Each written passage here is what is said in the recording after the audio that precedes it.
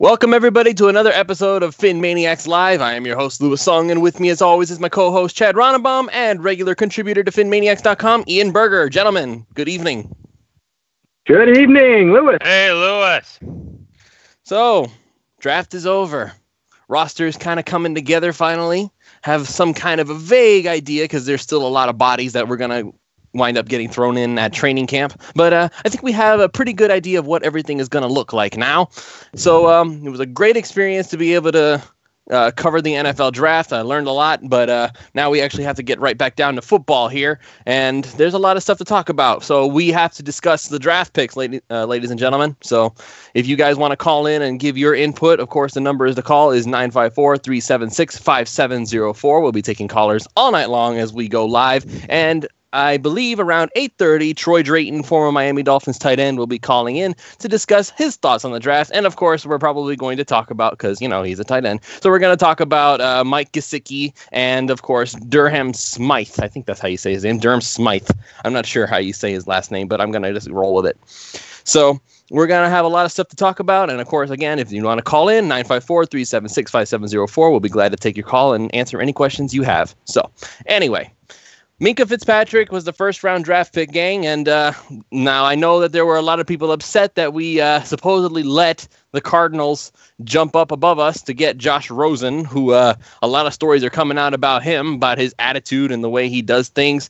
And it's actually kind of funny because leading up to the draft, a lot of people are actually making comparisons with Rosen to Jay Cutler. Now, nobody's going to try and say that now because, of course, he's the Cardinals' new quarterback. He's the rookie sensation, just like all of them are. And you can't hype up quarterbacks at the beginning, before the draft, and then just kind of like take a crap on them after the draft. You got to kind of stick to your guns a little bit. So if you're going to say that Josh Rosen's going to be great, you kind of have to keep doing that. So he may be Jay Cutler. He may be Aaron Rodgers. One or both of them have traits inside Josh Rosen. So now the Dolphins fans wanted Rosen. That is nothing that can be debated. They wanted Rosen. I almost said we, but I have to say they because I didn't want Josh Rosen. I'm one of the few that didn't. And I also didn't want Josh Allen. I also didn't want Baker Mayfield. And I also didn't want, I take it back. I kind of wanted Lamar Jackson, but I thought he could be had in the second round, but then the Ravens went back in to go get him. So no quarterbacks is basically the main story. They went and got Minkah Fitzpatrick instead, which supposedly was always the plan. And then we have Stephen Ross coming out and saying that, well, he didn't say it, but there were reports out that said that Stephen Ross didn't want Fitzpatrick. They wanted to trade back. And, I mean, that wouldn't have been horrible, but as long as Fitzpatrick was there on the board, I'm glad we went and got him instead. So enough of my rambling. I'm going to hand it over to the two of you. I want to hear your thoughts on the draft class. And, of course, we're going to have to talk about that in the process. The Dolphins did not draft a quarterback. Not even in just the first round. They didn't draft a quarterback at all. Thoughts? Go ahead. So I guess I'll go. In terms of Rosen, really just hearing him interview lately, I'm kind of glad that we didn't get Josh Rosen. Maybe he's just really, really confident, but like I saw some post-draft stuff where he was like singling out individual people who he was claiming that he was better than in college and basically saying, I'm going to be better than all these guys in the NFL as well. And then he was obviously upset at the draft about not being picked higher in the quarterbacks. But I mean, he's still a top 10 pick. And so I don't know. I feel like he may be a guy that could maybe create a little bit of locker room drama because typically the veterans don't respond well to rookies coming in, basically, portraying that they're already, that good. And so I was pretty happy to not get him after I kind of heard him interview. With that being said, quarterbacks, I researched this a little bit, and I don't have a backing of how accurate it is, but it kind of made sense to me. And what I was reading is if you draft a quarterback in the first round, it's about a 20% chance that within 3 to 4 years, he'll be a starting quarterback. And that's, bear in mind, that's not saying he'll be a good quarterback. That's just meaning that he would actually be starting in the NFL statistically. And so if I look at that in this draft, that means more than likely, if history repeats itself, that only 2 out of the top 10 quarterbacks drafted in this draft will even be starting quarterbacks in this league. And so You look at that and you look at where Miami's at. That tells me the chances that one of these rookie quarterbacks is actually going to be better than Ryan Tannehill is not very good. And maybe Baker Mayfield will, maybe Sam Darnold will, or maybe Josh Rosen will. I'm not saying they're not going to be better or worse than Ryan Tannehill. I'm just saying the chances were not in the favor of the Dolphins to think that they would be. And so I was very in favor of not trading a bunch of picks to move up to acquire a guy that would back up our starter that may never be better than our starter. And that was kind of where I fell on the whole Josh Rosen pick. The only quarterback I was excited about in the whole draft was Lamar Jackson, who obviously he went later on, but I didn't see any quarterback that stood out among the top 4 guys there that was a consensus number 1 guy. There was no Peyton Manning or Andrew Luck in this draft, and so I think the only thing unique about it was there were 4 quarterbacks that have the potential to be good in the NFL, but there was a long ways away from being one of those guys that's a once-in-a-decade guy in the draft. And so I just didn't see the sense in moving up to grab a guy with where the Dolphins were at in terms of a need standpoint. So that's my thoughts on quarterback. And Ian, are you okay with them not going quarterback at all? As a matter of fact, so I have 3 points from the draft that I just want to touch on. Number one, I'm very thankful that the Dolphins didn't mortgage their future to get a quarterback. When we were on the pre-draft show, I was talking about how it didn't make sense for us to go to get higher in the draft because we were competing with so many other teams to move up on the draft board because they all wanted quarterbacks. And once the top quarterbacks went in the first couple of picks, I was feeling more comfortable that the Dolphins weren't going to want to move anymore. And then when Arizona leapfrogged the Dolphins by that 1 spot, I knew the Dolphins were set with, and they were content with their current situation. And I'll be honest with you, I am still a believer of Tannehill. We've got to give him that opportunity. But I'll tell you also that, if you're sitting at a poker table and you got Adam Gase, you got Mike Tannenbaum and Greer sitting on the table, they've basically gone all in on their poker hand because they're going all in on Tannehill. That was very evident with the way that the draft class, their draft picks went this season. The second part that I really liked about the draft is that we filled the holes. There was a significant hole with our tight end spots. That was a big conversation for a while. Another hole has been our linebacker spot. We got a nice linebacker that can probably not start, but can definitely fill in.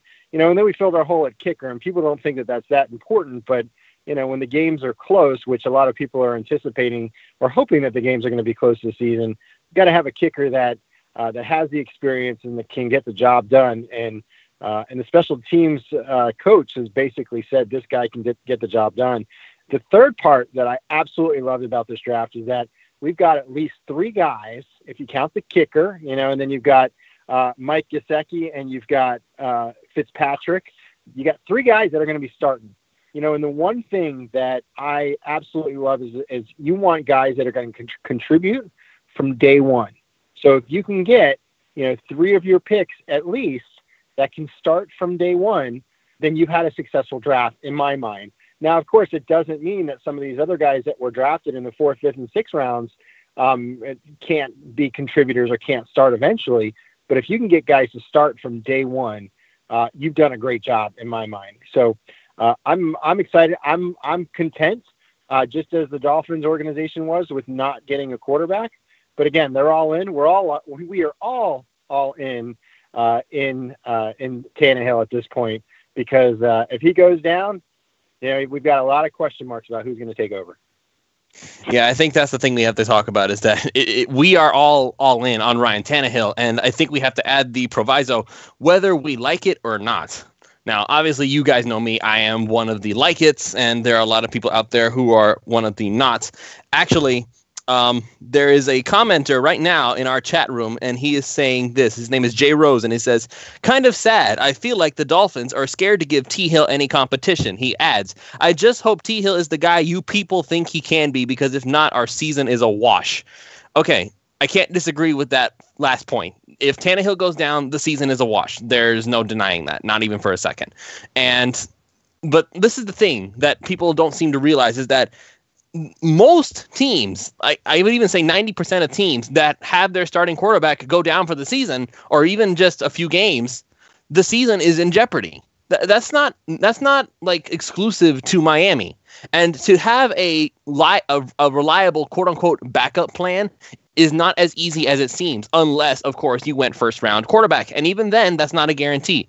There are lots of examples of first round quarterbacks that absolutely fell on their faces. And we need to stop acting like Miami basically ruined themselves by not going for quarterback in the first round. And I actually had this discussion a few days ago on Twitter with somebody who was saying that first I was saying that we needed to get a mid-round quarterback in order to give some kind of backup plan in case something goes wrong. And then I turned around and basically said, well, and this is what I had said. I said that most of these quarterbacks just have that new car smell, and that's why everybody was so desperate to grab one. And the guy basically called me on it, and I can understand why he did. However, this is the thing that nobody seems to be keeping an eye on, and this is what is making me decide to change my mind on my stance about grabbing one of those mid-round quarterbacks. So many people assumed that at least two more quarterbacks were going to go in the second round. When did Mason Rudolph get picked? He was like the consensus second-round quarterback. When did Rudolph go? He didn't go till the third round. To Pittsburgh. And then when did the other guys go? When did Luke Falk go? When did Mike White go? Where did all these other guys go? And that's the thing that makes me think, okay, we really didn't need to waste a pick on these quarterbacks, because it seems to me that everybody in the world, as far as scouting and like these guys, Daniel Jeremiah and Mike Mayock and all these guys, they are ranking these quarterbacks much higher than NFL teams did, which is making me feel like, okay, are we really missing out on anything by having it be a battle between Brock Osweiler, David Fales, and Bryce Petty for the backup quarterback job? Are we really missing out on anything? And I say that because if teams had been tripping over themselves to grab a quarterback, then I would say, okay, there might be something there. But since all of these teams felt that it was in their best interest to basically wait and wait and wait and wait until finally deciding, okay, now we're going to go ahead and grab one of these quarterbacks, they were not tripping over themselves to get one. So that makes me feel like these guys were nothing special. So are we really missing out on much? Or are we just trying to find a way to say that quarterback was a need and we didn't address it? Or maybe we just didn't address it the way that most people wanted them to. And that's why some people legitimately had, and I think everybody just mocked this mercilessly, and I'm glad that they did, because it was a really stupid way to grade it. Some guys out there legitimately gave the Dolphins an F on their grade, on their draft grade, simply because they did not draft a quarterback. Never mind the fact that they got Minkah Fitzpatrick, who is one of the best Alabama players to come out in years. Never mind the fact that they got a tight end that will immediately compete to be the seam threat that the Dolphins have lacked for such a long time. Never mind that they got a linebacker, and never mind that they took care of all those other needs. They didn't grab a quarterback. You got an F.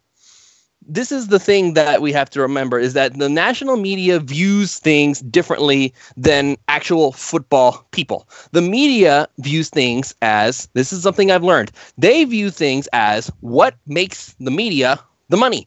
ESPN, NFL Network, these guys, and one day, probably me too, will be looking at things through a lens of what drives clicks, what gets people to look at things. What do you want to see? They want to see quarterbacks. Talking about quarterbacks gets people to view because everybody knows a quarterback. Casual fans know quarterbacks. It takes real football minds to be able to see that there is a bigger plan here.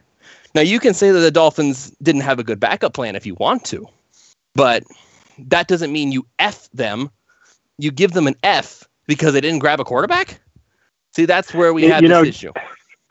Yeah, and I just want to add something, Lewis, because one thing that people aren't talking about is the repercussions of the future had the Dolphins, ended up trading some of their picks away.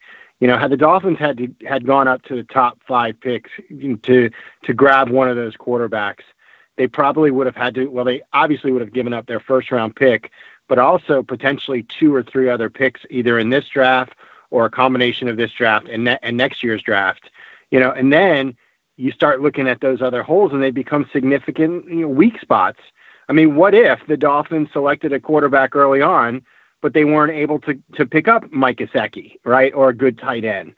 What if the Dolphins got a quarterback and they couldn't pick up another good linebacker, or obviously they couldn't get that Mika Fitzpatrick because they had selected a quarterback early on?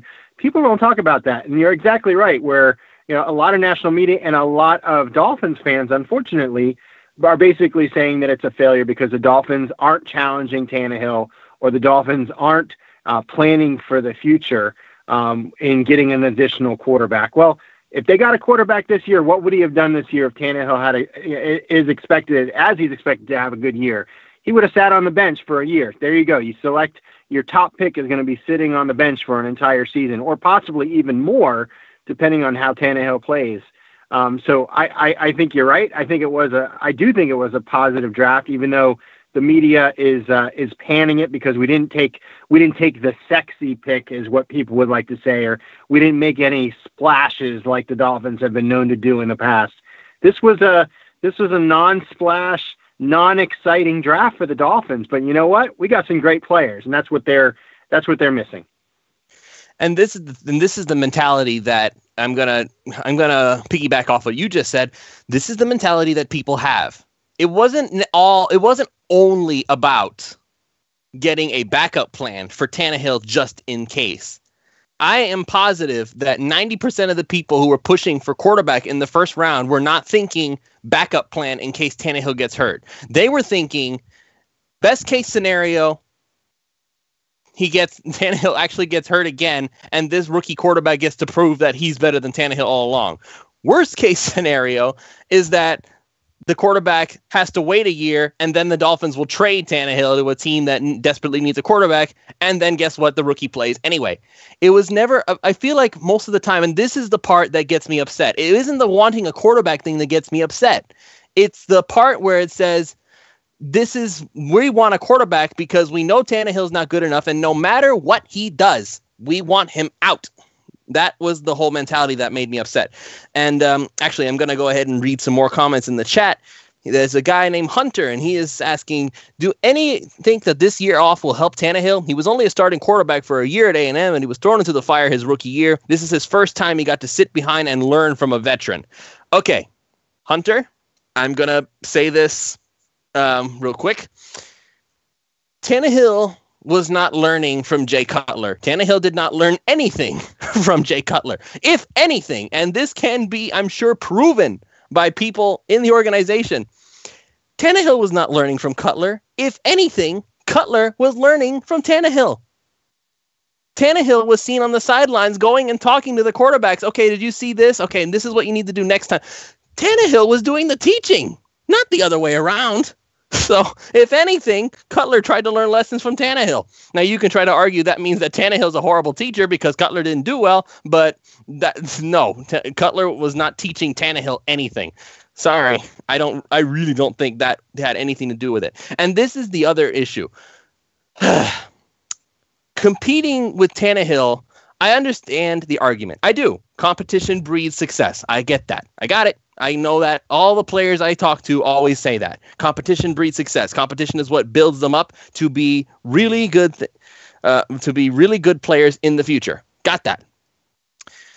Not many teams, once they find a starting quarterback, are necessarily pushing to get their quarterbacks out the next year. Nobody is trying to push Matthew Stafford out of his job. Only just this year did the Ravens finally decide that Joe Flacco needed somebody to quote unquote push him. And even then, I don't expect Lamar Jackson to get on the field for at least a while.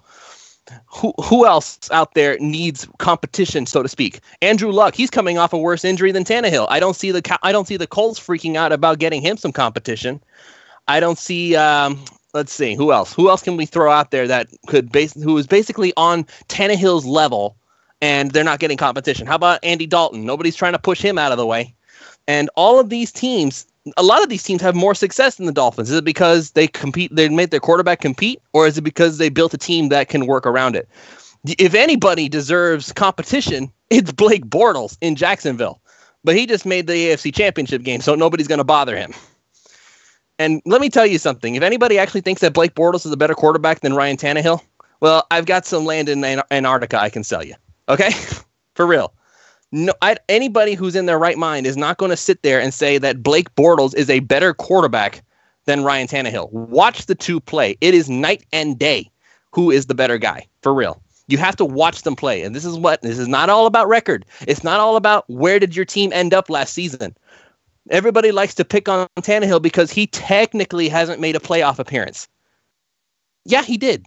He just didn't get to play in it because he got his knee taken out from under him. The Dolphins were going to get to the playoffs, and if you're going to try and credit Matt Moore for getting them there in the end, okay, that's fine. He technically did play those last few games, but currently Matt Moore is a free agent, and nobody even seems remotely interested in him. That should tell you what they think of Matt Moore. He's nothing special. And sticking with Osweiler or Fales or Bryce Petty, I don't think we're going to get much of a drop-off on Matt Moore, if any at all. So that's something to think about. All I'm going to say is this, and then I want to kind of leave the quarterback position alone so we can actually talk about the players that we did get. The Miami Dolphins quarterback position is not as bad as people want to make it out to be. It really isn't. You can talk about Ryan Tannehill's knee. That's fine. You can go ahead and do that. I don't think it's going to be an issue. He's had plenty of time to recover. He got the surgery he was supposed to in the first place. It's done. It's over. Moving on. He's coming back. There are not that many quarterbacks that you can point at right now and say that their knee got taken out from under them recently. I have to say recently, in recent years, other than maybe Robert Griffin III, that they had their knee taken out from under them and they never came back. You have guys like you remember when Tom Brady got his knee all busted up? I don't think he's worried about it. How old is he now? 41, and he's still going? He's not worried. He's just fine. And there are others out there that have pretty much gone through the same thing, and they're just fine. I don't have any reason to believe Tannehill won't be. So that's all I'm going to say about that. So if anybody else wants to talk quarterbacks real quick, then feel free to chime in. Otherwise, we're just going to hop into the next topic. I think we got it, man. The next one. I think we beat the quarterback to death. Okay, I can definitely agree with that. All right, so let's go ahead and start talking about the players we did get. So, Minkah Fitzpatrick, straight out of Alabama. And it's kind of funny because as soon as Fitzpatrick was chosen, he went in and talked to the media via video conference. And it turns out that he says that he owes his skill to Nick Saban. Now, I thought that was kind of funny because it reminds me all the time about how Nick Saban is the worst coach in Dolphins history because he betrayed the team and he lied about whether he was going to go to Alabama or not. And everybody calls him Nick Satan and all these awful things. And now here we are, and we have Nick Saban to thank for giving us possibly one of the best free safeties the Dolphins have had in a very, very long time. And, of course, that's just projection. We don't know how he's going to turn out. But projected-wise, yes. He's probably going to be the best free safety the Dolphins have had in a very long time. Now, as I was projecting, having Minkah Fitzpatrick now gives the defense a sense of versatility. It gives them a sense of we can make something happen here. Now, a lot of people are saying that TJ McDonald can move to linebacker. He doesn't have to be necessarily a linebacker per se. I don't see anything wrong with trying to run this 3 safety set. When we were discussing things before, it seemed like the idea of a 3 safety set was not something that was a good idea. I personally think it is. If the Patriots do it, and they do it all the time, I don't see why we shouldn't try to mimic that as best we can. So yes, 3 safeties, Rashad Jones, TJ McDonald, and Minkah Fitzpatrick. And you can throw any of those guys in the box at any given time, and you don't know what they're going to do.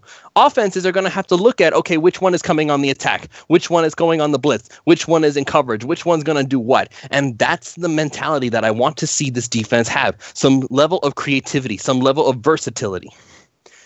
Now, it's kind of, and this is the other thing that we need to probably talk about. Jerome Baker, we drafted him as a linebacker in the 3rd round. If I am not mistaken, TJ McDonald is already bigger than Jerome Baker is. So people are saying that TJ McDonald's too small to be a linebacker.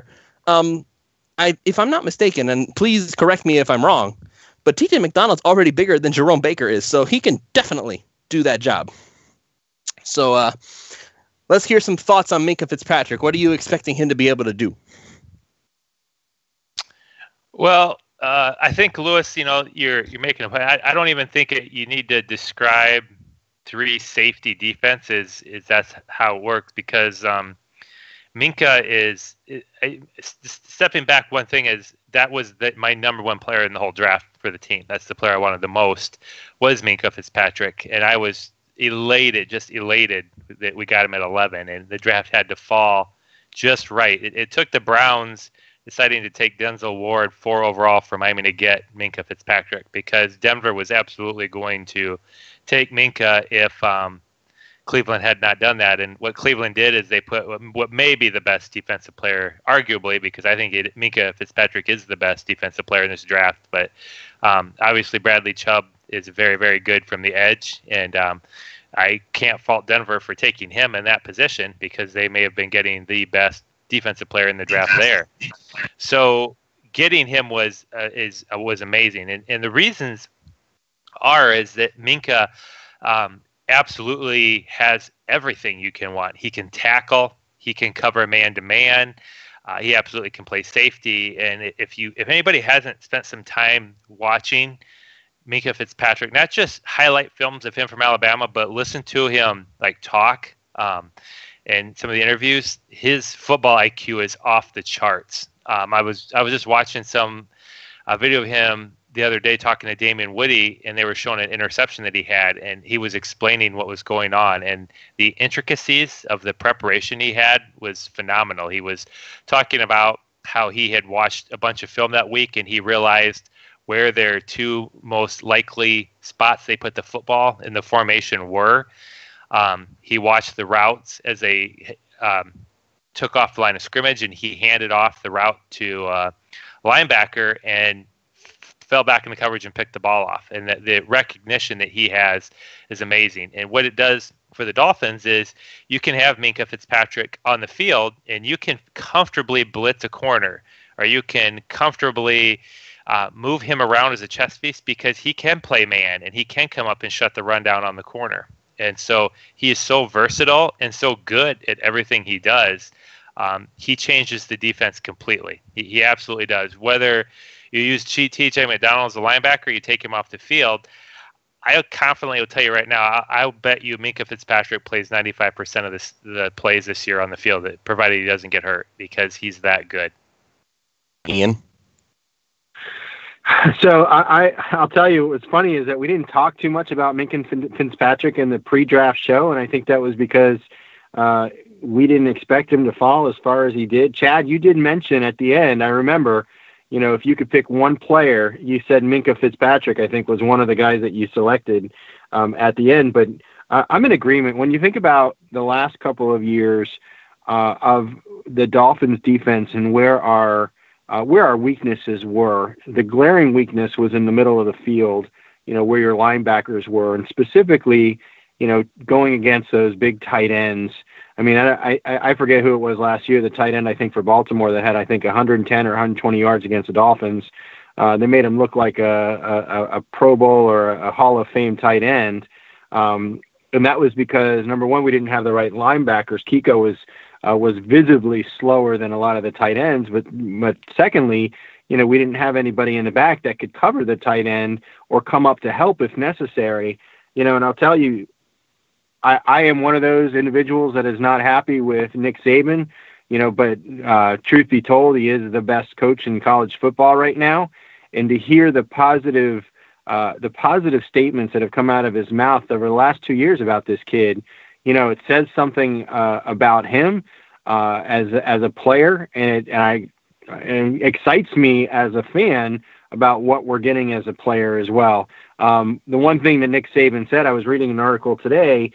Nick Saban said, some of his players will practice and they practice slow, and their excuse to the coach is always, well, I'm going to save all my energy for the game. Well, Minkah Fitzpatrick was always running 100% during practices, and he was smart with his plays. He was, I think Saban said that he had been in 7 different positions in the backfield, and he learned each position and he knew the position. And Saban basically said this guy was a role model for every person that stepped on the field. So that's the type of player that we're getting. I'm excited because he is so versatile. It really creates a lot of options for the Dolphins in the backfield that they really haven't had in the past. And I'm also excited, to see what he looks like on the field with Rashad, with TJ McDonald, with Raekwon McMillan. This is really going to be his rookie year as well. There's a lot of excitement. There's a lot of optimism about what can happen this coming season with the players that we're going to have on the defensive side. And with that, we'll jump on the offensive side of the ball as we welcome former Dolphins tight end Troy Drayton to PhinManiacs Live. Good evening, Troy. I hope you're doing well. What's going on, guys? We are doing good. So we know why you're here, Troy. It's time to talk tight ends, my brother, and we got two of them this time. Okay. So yeah, I think we got two pretty good ones for our future, for the Dolphins tight end future. So let's go ahead and talk about Mike Gesicki first, right out of Penn State. Didn't you come out of Penn State? Yes. I thought so. So it's like this guy's coming right out of your alma mater. 6'6", 247. He's got himself a pretty good 40-yard dash time, 4.54. He's pretty much got everything you could want in an inline seam threat. So what do you think of his potential as a weapon, Mike Gesicki? I think I think Adam Gase had a very specific plan when they drafted Gesicki.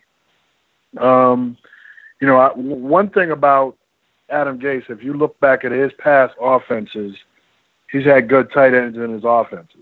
I mean, when you look back and, he had a great tight end in Denver. He had a great tight end in Chicago. And I think Gesicki fits that mold. I think he fits the mold. He's big. He's an athletic guy. And a guy who is a threat in the red zone. And I think that's where you can really get creative is these one-on-one situations because he is 6'6". He's got a 42-inch vertical, and he's fast. He's a guy that you can use down the seam and create mismatches. So I kind of see the Dolphins using him in the same way that they used Julius Thomas when Julius Thomas was in Denver. And that's the way I kind of envision Gesicki being used in this Miami Dolphin offense. Now, there's been a lot of talk, and I am also guilty of this, about Gesicki's lack of ability to block.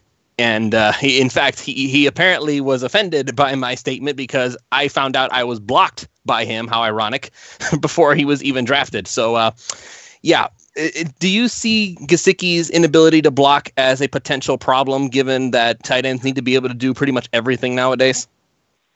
I think the tight end is an extension of receivers. In the way that they're going to be using him, he's going to be an extension of the receivers. The way that I see it is this. Name any tight end in the Hall of Fame that's known for their blocking. I'll wait. Chad, Ian, somebody save me. There are none. They're all none. They're all there for how many yards and how many touchdowns they caught. That's it. Absolutely. So most of the time, tight ends don't have to blow people off the ball. They have to not allow penetration. And that's where most tight ends get in trouble, is if you're allowing penetration into the backfield. And, Tony Gonzalez was an average or better than average blocker at best. Tony Gonzalez will tell you, hey, I'm here to catch the football. Antonio Gates will tell you, I'm here to catch the football. Shannon Sharp will tell you, my job was to get in people's way, but I'm here to catch the football. So I think when I think about Gesicki, I think, he's an athlete that can hold guys at the point of attack and not allow penetration. And basically that's how he needs to be able to block. I mean, he just has to be able to do his assignment and not allow penetration. I think the blocking thing is overrated. Of course, you want a guy who can not only block and catch the football. That's ideal. But when you look at every situation in the National Football League, like I don't think that Gronk is the greatest blocker in the world. He just doesn't allow penetration.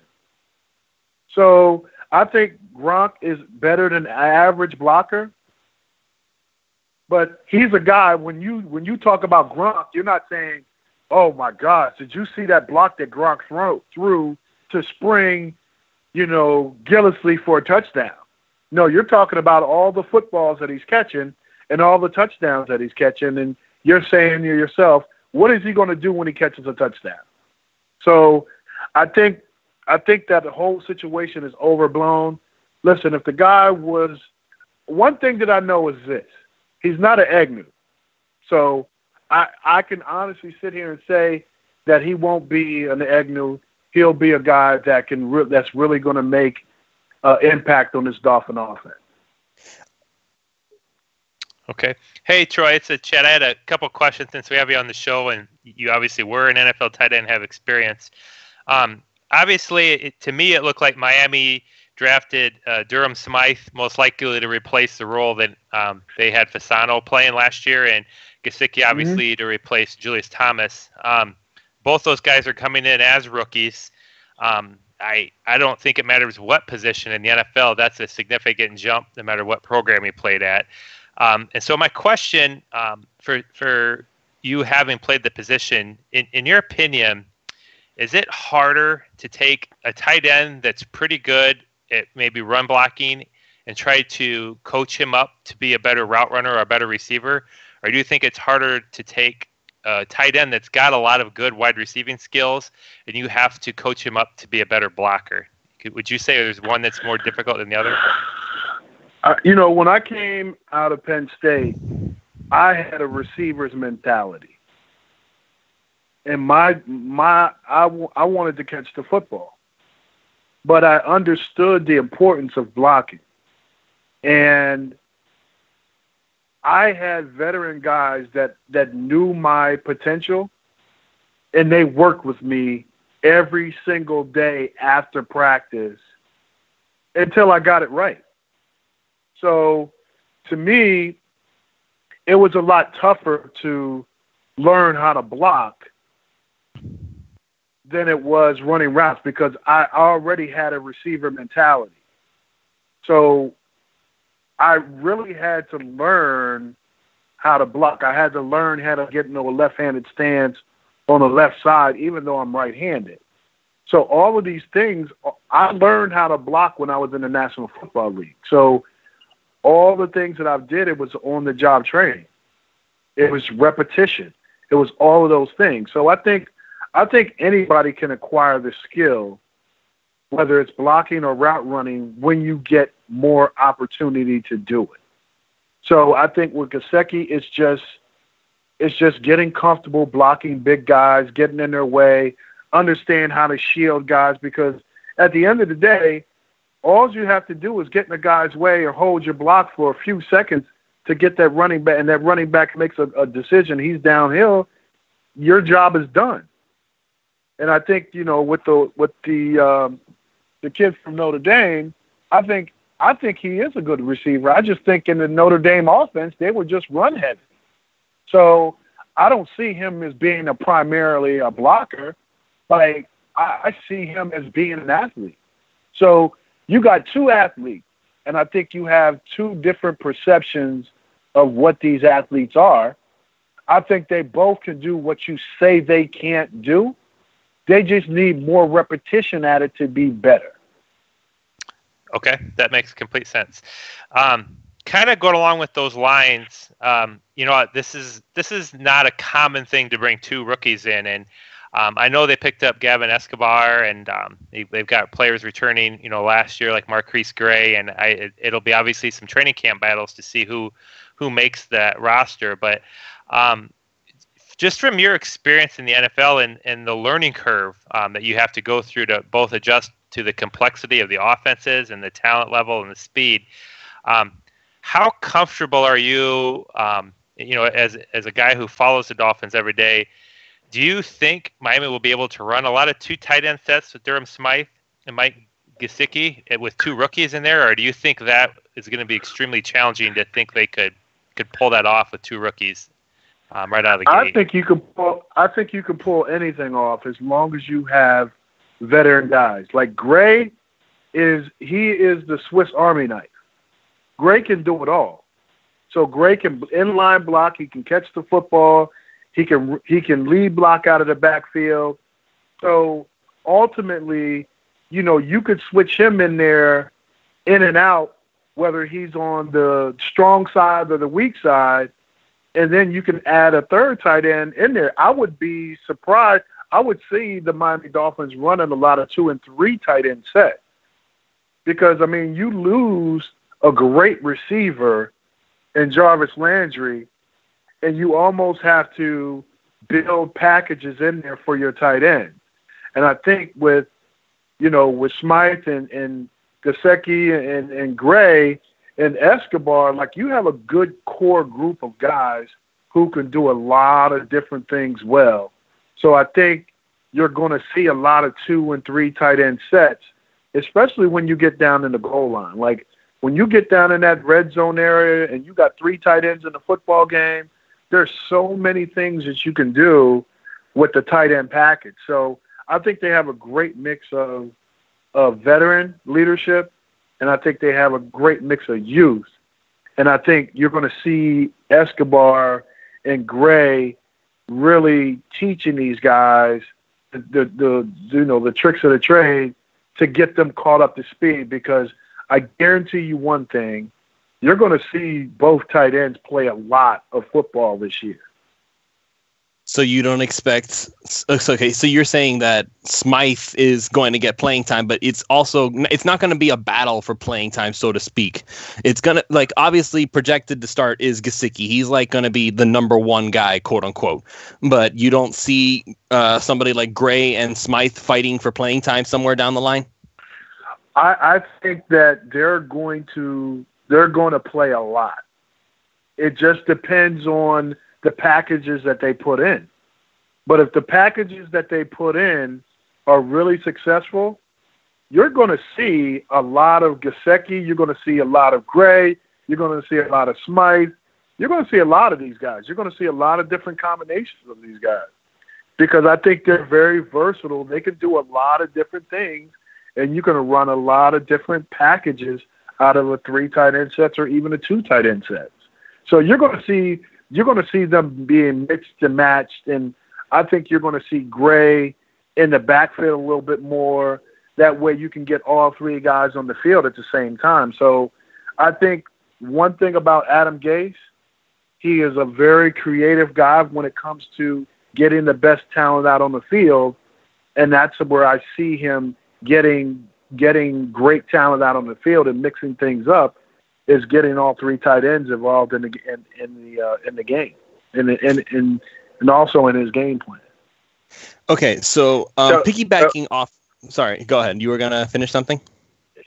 No, I was Itzy, and I actually have a question for Troy as well. So, a lot of these young guys that are coming out of college, there's a lot of talk about how it takes time to adjust to the NFL. Right, everything's faster, the hits are a little bit harder.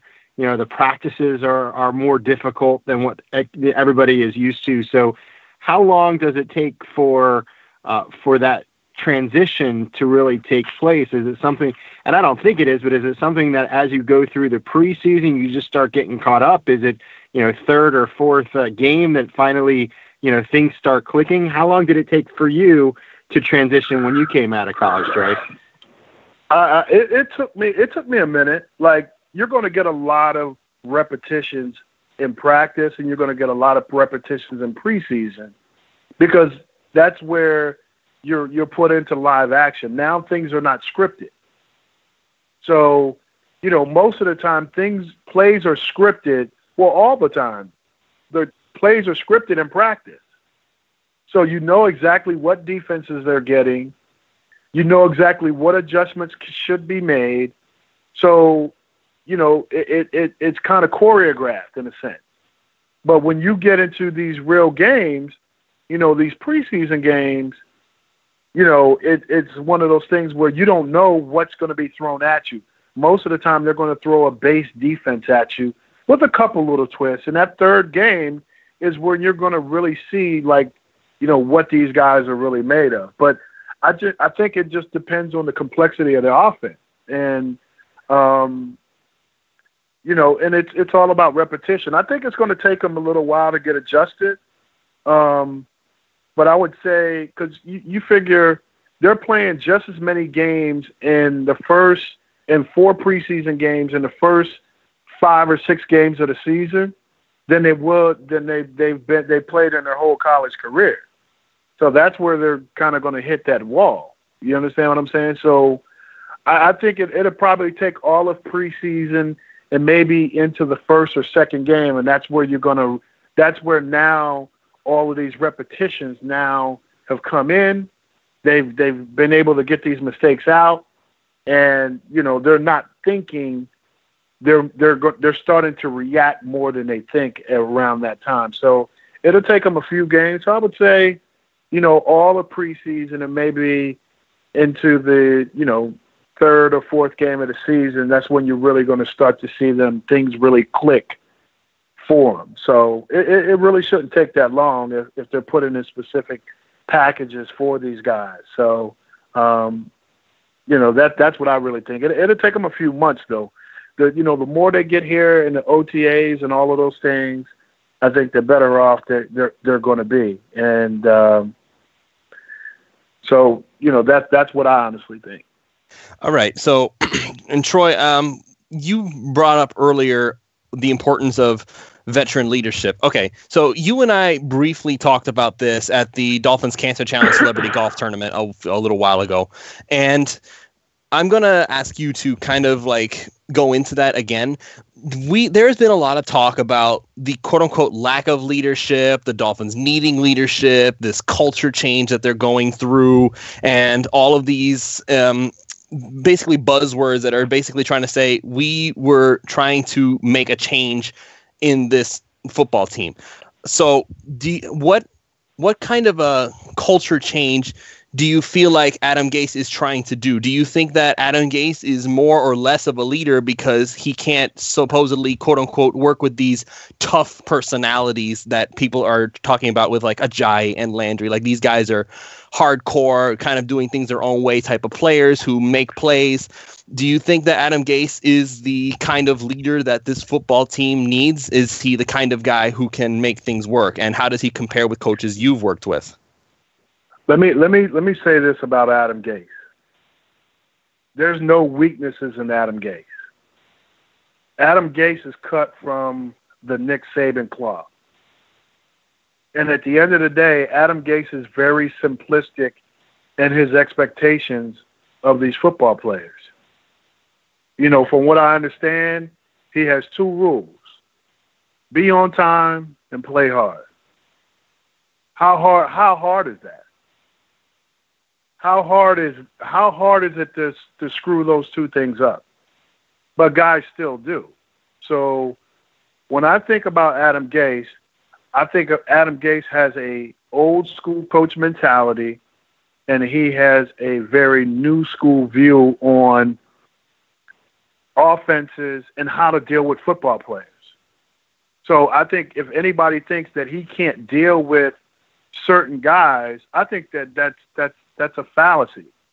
If you got, and I'm not speaking anything in particular or saying anything in particular about any football player, but what coach wants guys that do their own thing? Nobody. No coach wants to call a play and you have a football player go out and do his own thing. How many times can you deal with that? How many times can you deal with a guy who's being unhappy, who's pouting, who's doing all these things?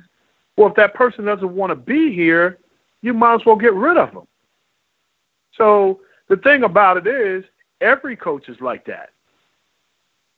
I think it's just I think we have a magnifying glass put on our situation because of the people who went on to other places. like I don't think our running back is complaining that he left the Miami Dolphins and went and won a Super Bowl. I don't think Jarvis Landry is complaining because he went on to somewhere else and signed a $14 million deal. So Ajayi's in a good place. You know, Landry's in a good place. It's just that it didn't work out for those guys here for whatever that reason was. But I don't see it being a culture change. I just see a coach knows exactly what he wants, and he's going to go out and find those guys who's going to give him exactly what he wants in a football team, what he expects in leaders, what he expects here, what he expects there. And believe me, I love Jarvis Landry, and it pained me to not have him on this football team because he is one of our best football players. It didn't work out. I just look at it as that's just part of the business. Jay Ajayi, of course you want to see Jay Ajayi running down the field. You want to see the J train running down the field. But at the end of the day, it worked out for him. So I think all these things that people are talking about, Adam Gase, he's not hard enough, he's not this, he's not that, I think is BS. I think Adam Gase, whatever decisions were made, they were strictly football decisions, and they were decisions that every football team has to make every single year. It's just the fact that the Miami Dolphins lost two of their top players, and people were saying, well, what the hell are the Miami Dolphins doing down there? You know, when the Dallas Cowboys lost Dez Bryant, they didn't decide to re-sign him or they decided to let him go. Yeah, people grumbled about that because he was a hell of a football player. But whatever that decision that the Cowboys made to get rid of Dez Bryant, it was an internal decision. It was a football decision.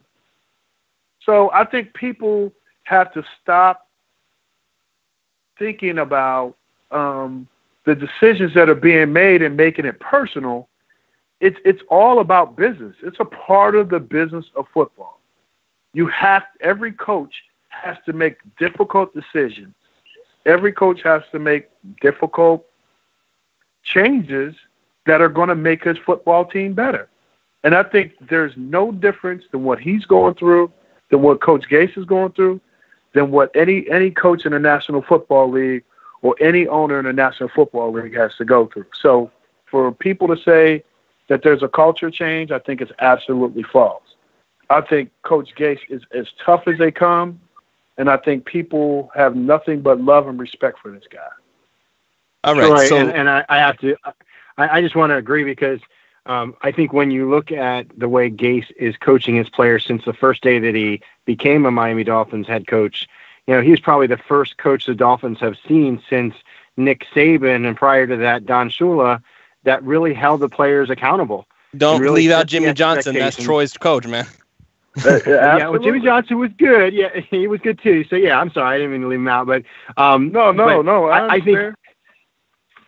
I think he's made a difference, and I think that he is making he's really putting his fingerprints on this team because he's getting this team established to where he wants it to be, to where the players are reacting and they are being smart about their play based on the coaching that not him, but all of his assistants are also coaching the players. And I agree with you because I think it's a football decision. I think I am happy for Jay Ajayi. I am happy for Sue and for Pouncey and for all these guys that have moved on because they've all found homes.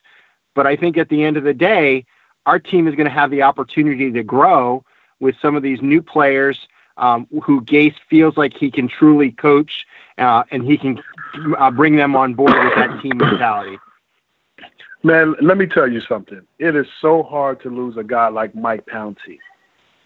It is hard because Mike Pouncey, I wanted to see Mike Pouncey retire here as a Miami Dolphin. Okay? It's hard to lose guys like Sue. But you knew at some point in time, especially with Sue's cap number, if Sue wasn't putting up, 10, if he wasn't giving us 10, 12 sacks a year, there was no way in the world that they were going to pay him the back end of that contract. So I think when people look at those type of things, when you look at Sue, that was a football decision.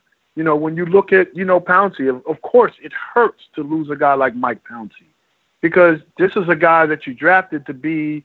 He was that guy that was that brick in the foundation of this Miami Dolphin organization.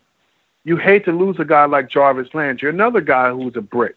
You hate to lose a guy like Jay Ajayi, but it happens every single year in the National Football League. It happens every year.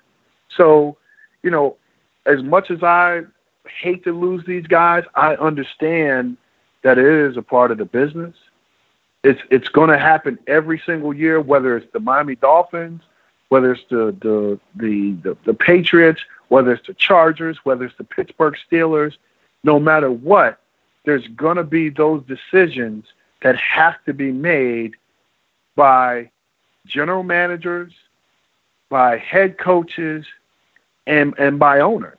And nobody said that this thing is going to be easy. Nobody said that the decisions that are made are going to be easy decisions. But somebody has to make those decisions to push the franchise along, because it's not going to stop because you lose those players. Of course, I love those players as much as any fan. But at the end of the day, playing the game that I played and understanding it, I know that, it's a part of the game, and, you don't want to lose guys like that. And it's just a part of the business that people really don't like. Right. And actually, Troy, there's actually somebody in our live chat who says, Jay Rose, he's saying, I don't have a problem with making changes, but if they don't work out, that's on the coach. Do you agree with that statement? I agree. I agree 100%. That's why there's a coaching carousel every year, because those decisions that are being made, okay, coaches get on the hot seat. Every single year there's coaching changes because of decisions that have been made that have affected these football teams for years to come. So it's part of the business. It's part of the game. You know what? The Patriots have had a great run, but even they don't get them all right all the time. So, at the end of the day, you just have to hope and pray that whatever decision that you made it with a clear conscience, and that decision is going to work out for the to help you better your football team. And I think that's all that every general manager hopes for. I think that's all that every head coach hopes for. I mean, because, okay, he's not going to, you want your head coaches and you want all these people to make decisions, but sometimes they make mistakes. And it's okay. It's okay to make those mistakes. But at the end of the day, as long as you fix those mistakes and you don't make those, you're not constantly making those mistakes, people can live with that. What people can't live with are those mistakes that are going to cost you 2 or 3 years down the road. When you look at it, those players are in another system and they're flourishing. You're saying, well, hell, why didn't we keep that player? So, it's one of those things, you're damned if you do and you're damned if you don't.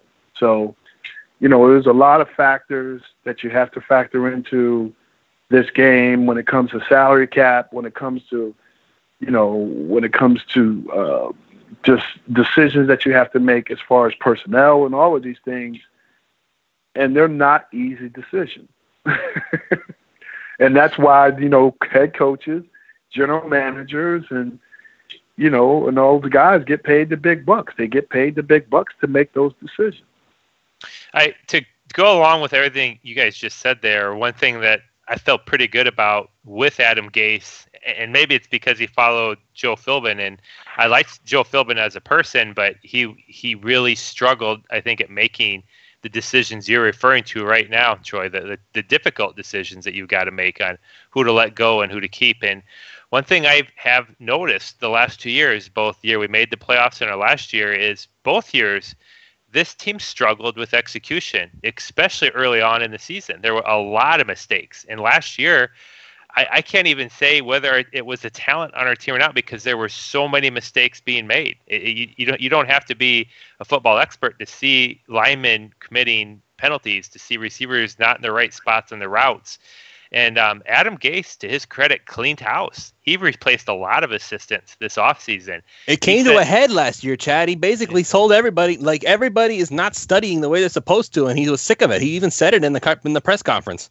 No, Adam Gase has not run his offense since he's been here because it's a complex offense that requires a lot of attention to detail and needs a lot of work to execute it, and it hasn't happened. And so whether that's the coach's fault or the player's fault, you got to give Adam Gase credit. It is on him to answer that question from the chat room.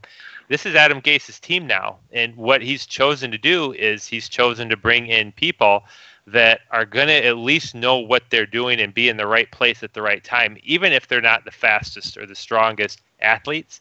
He's making a statement that his offense is going to get executed one way or the other, and he's replaced the assistants to install that, and he's essentially flipped over a lot of the superstars and the leadership of his team, and that's why you're seeing people outside of Miami, I think, that are so negative on the team, because what you're seeing on paper is Ndamukong Suh's gone, Jarvis Landry's gone, Mike Pouncey's gone, but those players were here the last few years, and the team didn't execute very well. And nobody probably knows outside of Adam Gase and inside that locker room, how was Ndamukong Suh freelancing at times? Was Jarvis Landry freelancing at times? Was Jay Ajayi at times refusing to come off the field or not hitting the correct hole that he was supposed to be hitting? And now that's all. Everybody's been kind of run out, and the people that were here with Philbin, the coaches that were here with Philbin, and a lot of the players that were here with Joe Philbin, those are all gone now. So I think it's a very fair statement to say this is now Adam Gase's team, and the next probably 1 to 2 years are what are going to judge him whether he stays or not as the coach. Well, the way I see it was couple years ago when we weren't playing very well, and Coach Gase made some very radical moves by cutting a few people. He got people's attention, and those moves were praised because it got people's attention. It got the team to play harder. He knew how close we were. He just needed to make a radical change in certain things to let guys understand that he was serious about what his expectations were. Like, last year, I think the sign of a true professional is what you do outside of practice. Are you watching film? Are you doing the things that you're supposed to do? Like, they get everything. Like, you're given a nutrition plan to follow. You have massage therapy. You have all of these things at your disposal for you to get better. The question is, are you utilizing these things to the best of your ability to help your football team? And if Adam Gase says that you're not spending enough time studying outside of the facility, then damn it, those guys need to pay attention to that. It's their season on the line. It's their livelihood. Take some pride in what you do. And if you're not doing all those things that you need to do to help your football team or for you to be a professional, then you know what? You don't need to be on this football team, because it's not about one person. It's about those 52 guys in the locker room that you're letting down when you're not looking at that extra film, and you're not getting there early for treatment so you can get back out on the football field. All of these things is on those individuals. And those individuals who are not doing it, they know who they are. And that's who Adam Gase was speaking to. He knows exactly who's not watching a lot of film. Like, coaches are not stupid.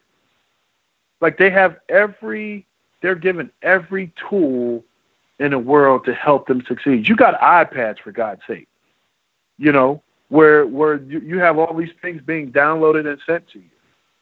Like, we had physical film that we actually had to watch. So, if you're not doing all the things that you need to do to help your football team succeed, then you're hurting your football team, and ultimately you don't need to be on this football team. So Adam Gase knows exactly what he's doing. It's always been Adam Gase's football team, but the hardest thing for a coach is to get 53 guys all committed and going in the same direction. That's the hardest thing as a head coach. And that's one thing that Bill Belichick does well. Everybody understands that they're all going in one direction together. And if you're not doing that, you're not that person on board, he's going to get rid of you. And I think it's the same thing as Adam Gase. We're all going in one direction. We all understand what our commitment to everybody, to each other is. And that's what Bill Belichick does that a lot of other coaches don't do, or they're trying to duplicate, is he has that mentality like, look, guys, we're all in this together. And if you're not putting in the time and the energy and all the things that are required for you to be a Patriot, then the hell with you. We'll find somebody else who wants to do it that way. And that's what Adam Gase is doing. He's saying there is a way that I want this Miami Dolphins football team to be. And if people are not following the way that I want to, the direction I want to take this team, then guess what? We're going to find people that will do it that way. Jimmy Johnson was a perfect example when it came to that, because he didn't tolerate it. He had tryouts every single damn week because there was somebody on the football team that didn't want to do it his way. So he just got rid of him and found a person who would. And that seemed to work for him in Dallas for sure. And I think to an extent Miami as well. Okay. It's kind of funny that you even brought up Bill Belichick without actually having me prompted, because that was the next thing that I was going to mention, is that it seems to be a prerequisite in New England that you either do what Belichick tells you, or you're either going to get benched or you get out. Bill Belichick, for better or worse, decided to bench, I think it was Malcolm Butler, because I don't know I forget what it was. He had apparently done something that Belichick didn't approve of, and so he wound up not playing in the Super Bowl. Now, you can argue whether it was a good decision or not, but that is Belichick doing his Belichick thing. And the other thing that I wanted to bring up is that I don't think Bill Belichick changed before his time in New England. Because remember, he wasn't only the New England Patriots coach. That's what he's known as now, but he had a quick stop in Cleveland. And I don't think he just changed his personality complete 180 when he got to New England and started having success. I have this feeling that Bill Belichick has always been Bill Belichick, and he's just now having the success to make him look like a star. Listen, I just think that, when you look at programs, it doesn't matter what successful programs there are. You go and you can look at Nick Saban and what he's doing down in Alabama. You can look at, what Bill Belichick is doing up in New England. I mean, hell, you can look at how the way Steve Kerr is what he's doing in Golden State. You could go on and you can sit there and name successful programs and coaches that do things a certain way and they get results. That's what you want. As a head coach, you want to be able to do it the way that you want to do and get the results that you want. And it's a results-oriented business. And at the end of the day, if you're not getting the results, which is wins and losses, if you're not winning, then ultimately they're going to move on to another coach to get those different results that are expected. And, that's just a part of the NFL. It's just a part of it. I mean, like I said, the head coach has the hardest job in the world, because he not only has to get 53 guys to go all in one direction, he has to make sure that his coaching staff and that every person from the secretary down to the guy who's dumping trash, they're all on one accord. And that's the toughest thing in the world to do. And that's why, again, being a head coach of an organization is the hardest thing that anybody can do. But when you see you got your system in place and everybody understands that system, they just go and do your job. Nick Saban is a prime example of it down in Alabama. And again, Bill Belichick is prime example in the National Football League. I mean, everybody wants that kind of command over the organization. And I think that's what we're getting to. I think this organization of the Miami Dolphins, as far as football and business, this is the most stable that we've been in a very, very long time. I mean, we're not talking about switching coaches. You're not talking about any missteps in any way, shape, or form business-wise. It's just that, hey, we need to get a couple games better to get ourselves back into the playoffs. We need to sell a few more tickets so that we can get into the top 5 as far as, selling tickets. So I think business is good for the Miami Dolphins right now. I think your job is to push the envelope. The leaders are to push the envelope. They want to be better. They want to be the best. It's not about being better. You want to get better every year. Your job is you want to be number one. And everybody wants to be number one. But the question is, what are you willing to do, or what are the players willing to do, or what are they willing to sacrifice to be number one? That's the question. And that's a hard question to answer. One more question before we actually let you go, Troy. I know we've kind of kept you for a while, but I want to ask you one more thing. Let's just go back to the draft, because we kind of went into head coaching and all that stuff. We kind of drifted into that discussion. Your overall opinion of the Dolphins draft class. If you're GM Troy Drayton, what are you grading the Miami Dolphins for their draft class? I'm giving the Dolphins an A-. I think we got everything that we wanted in the draft. I think we got a top 5 player who slipped down into our laps at 11. I think we got a great tight end. We got a couple great tight ends. I think we got linemen. We got linebackers. I think we got everything that we wanted in the draft. And I just can't see people grading us any lower. I'm giving us a B. I'm giving us an A- because I'm a homer. I love what we've done, but the pundits out there, they're probably going to say the Miami Dolphins got a B+, but I think we did a lot better than what people expected us to do, especially with Fitzpatrick and Gesicki.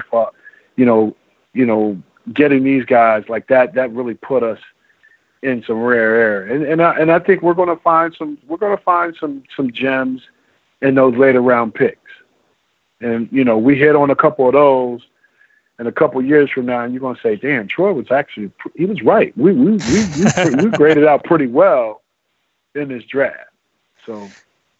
So okay, guys, I have to hit Troy with this because he mentioned the pundits. Troy, are you aware that there are actually some people legitimately giving the Dolphins an F? You know what? Those are the people who really don't care for the Miami Dolphins. Like, they don't care for the franchise, period. I think it had to do with they didn't get a quarterback. It had to do with no quarterback. Yeah. Who gives a damn? Right now, Ryan Tannehill is our quarterback. We have a quarterback. That's why we didn't get one. So if you're giving us a F based off of the fact that we can get a quarterback, that means that you shouldn't have a damn opinion, period. Actually, I agree with you. Yeah. Seriously. I think you shouldn't have an opinion and you know nothing about the sport. Most people would agree with you on that, Troy. It's like, an F? Really? Shit. F? Yeah. F, you have a top 5 player slip down into your lap at 11. You get the tight end that you wanted. You get 2 tight ends. Like, you get all the things that you needed. You know what I mean? And you're going to say that's asinine. That's an asinine thing. I just had to give us an F because we didn't get a quarterback. I couldn't agree more. I had to tell you, Troy. It's like, I will throw one back in there while we're talking draft guys, because I've seen if I've seen some of the people that gave Dolphins Fs, and one thing I found interesting is they graded Buffalo well, and I'm just gonna say this right now: the Buffalo Bills got rid of their best wide receiver they probably had in a decade in Sammy Watkins. They got rid of their starting tackle to acquire picks, and they moved up to grab Josh Allen. And they're throwing a kid right now in Josh Allen that played at a small school, has not played against much high-level competition. It's already not very accurate. I looked at his accuracy charts, and he by far was the least accurate quarterback of the group of those top quarterbacks. And you're going to throw him in there now with a poor offensive line and not much of a wide receiving core on paper anyway. So to me, I'm kind of lying with Troy. If you're giving out Fs, Miami picked up Minkah Fitzpatrick is very, very good. Fitzpatrick alone should warrant a C+. Yeah, so I mean, if you just draft Minkah Fitzpatrick and nothing else, you've got a tremendous player. And so I'm just throwing out there how confident, if people are giving Miami Fs and think Buffalo had this amazing draft. I'm just saying they're showing up week one. They didn't get really any offensive linemen or wide receivers that improve that squad dramatically, and you're throwing a rookie quarterback into that. So I would much rather give Ryan Tannehill, who's played several seasons now, and he's played pretty solid, in my opinion. It's not like Ryan Tannehill has been a terrible quarterback when he's been on the field. He hasn't been on the field because he had to rehab his knee, but they tooled him up around him. They've improved his offensive line. He's got a whole arsenal of players right now. Kenyon Drake, they've got 4 really good wide receivers. They've now got some tight ends to throw in there with him. They've tooled everything around him. And my point is, do you want to go into this season with a veteran quarterback with a lot of pieces around him, or do you want to throw a rookie quarterback out there with a subpar offensive line and a subpar wide receiving core?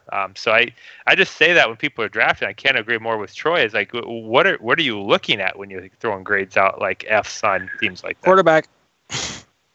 Quarterback, yeah. Like, we don't need anything else but, like, we don't need tight ends. We don't need linebackers. We don't need offensive linemen. Like, we don't need D linemen.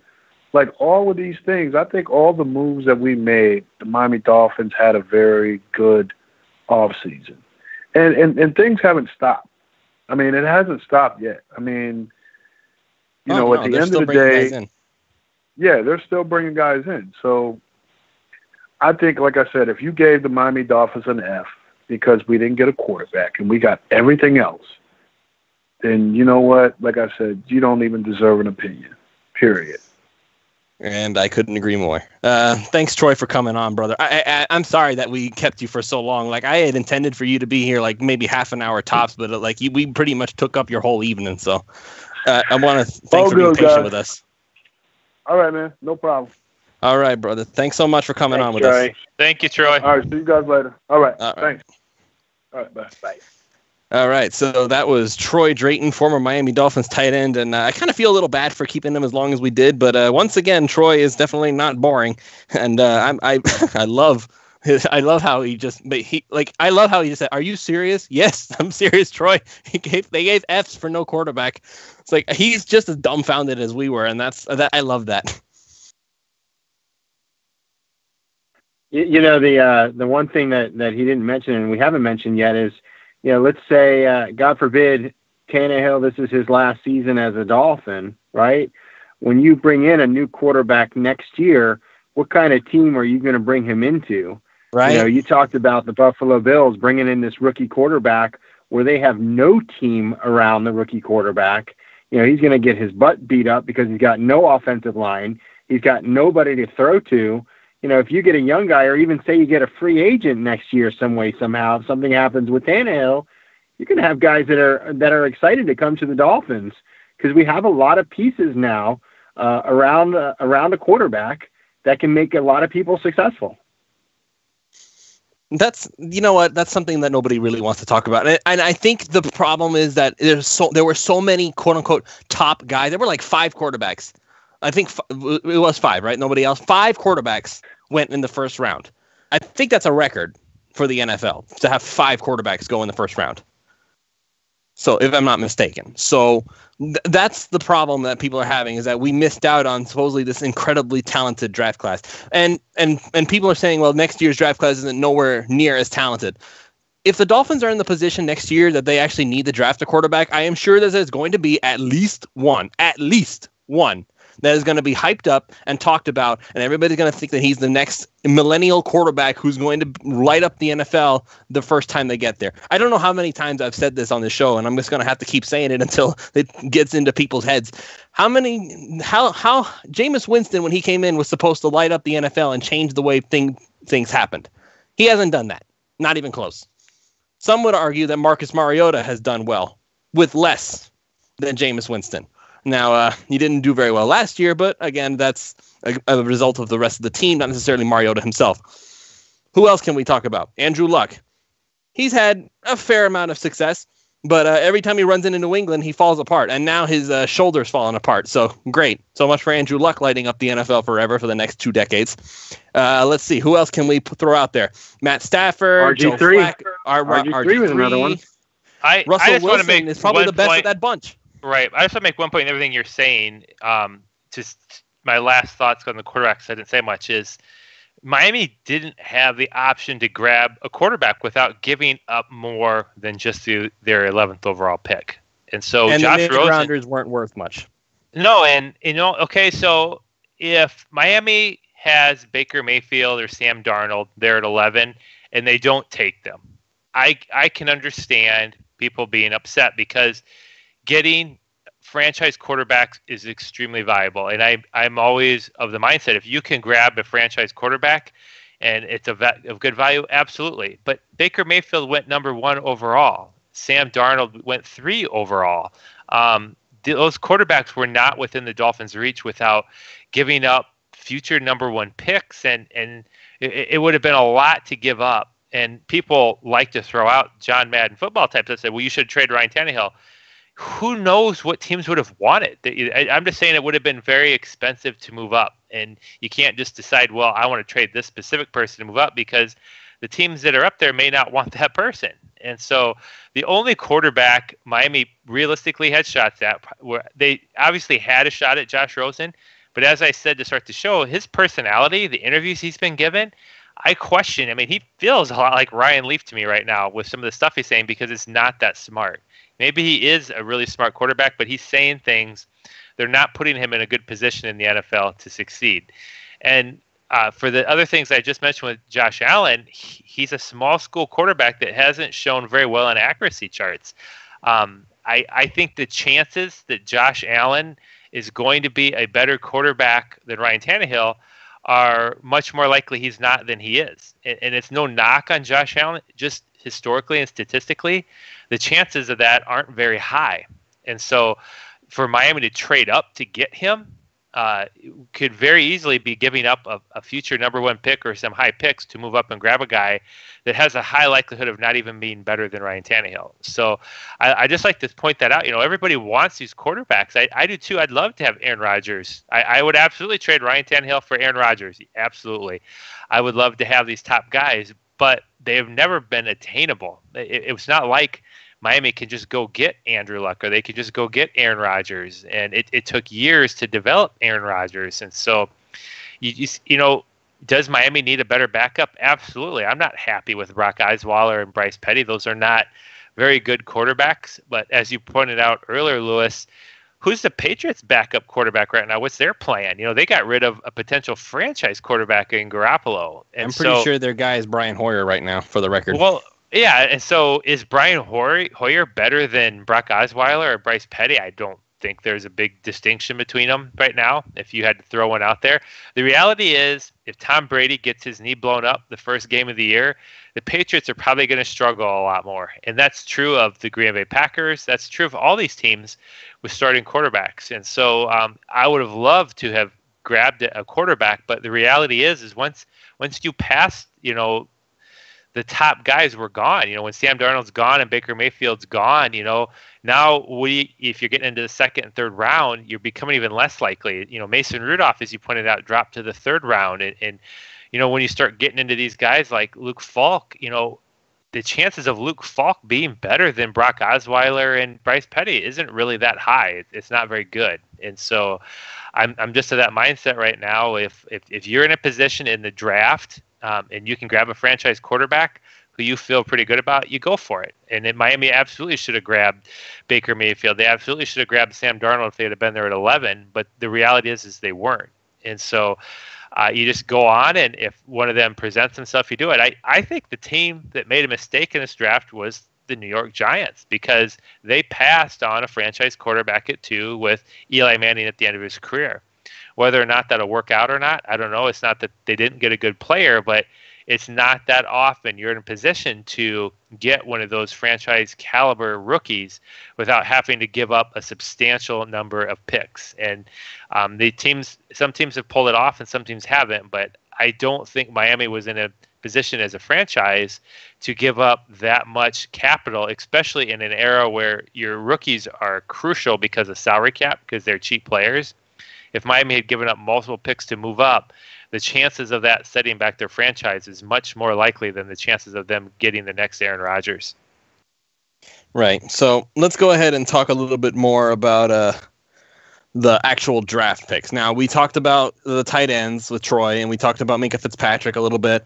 Let's see. Jerome Baker. I want to get through the draft class before we call it a night. I know we've already been going a little bit long, but we're going to go ahead and finish this off. Okay, so Jerome Baker, 3rd rounder right out of Ohio State, going to wind up getting reunited with his old teammate Raekwon McMillan. Baker is being viewed as a coverage linebacker who brings speed and athleticism. Now, I know we've had issues with that in the past, and it's been an issue for a long time, we know. Covering tight ends is an issue, and Jerome Baker supposedly going to be brought in to offer some kind of an answer to that. He can get side to sideline. He has that speed. He has that athleticism.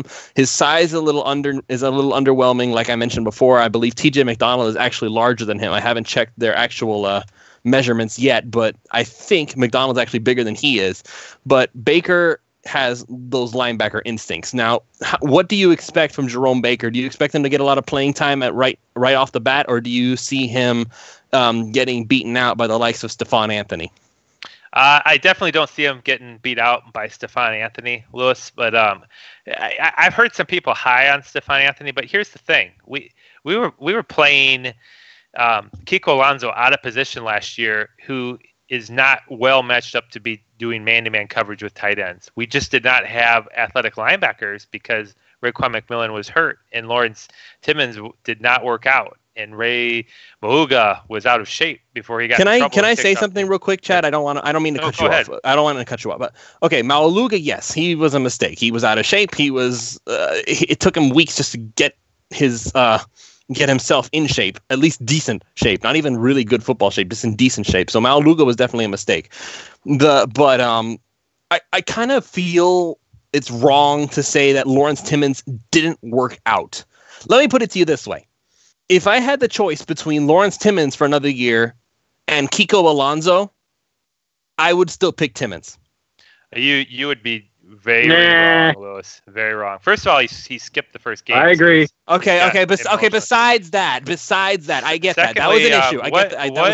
What game do you remember last year that Lawrence Timmons made big impacts in, where he made plays? He was all over the place. He made a bunch of plays in the backfield. He was chasing down running backs. He was more reliable in a lot of ways than Kiko. He looked slow to me. As the year went on, tackler. Yeah.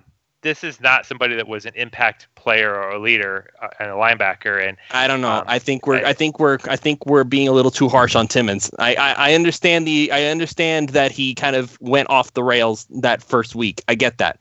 I'm not even going to try to dismiss that, but I feel like that we are ignoring what Timmons did do. Let's say you're right, Lewis. And why didn't the Dolphins keep him? Do you think?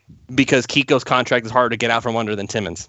Timmons' contract they were able to get out of it. And so that Kiko has nothing to do with it. If Lawrence Timmons was doing a very good job at linebacker for the Dolphins, he wasn't that expensive. He was doing very good as a run stopper.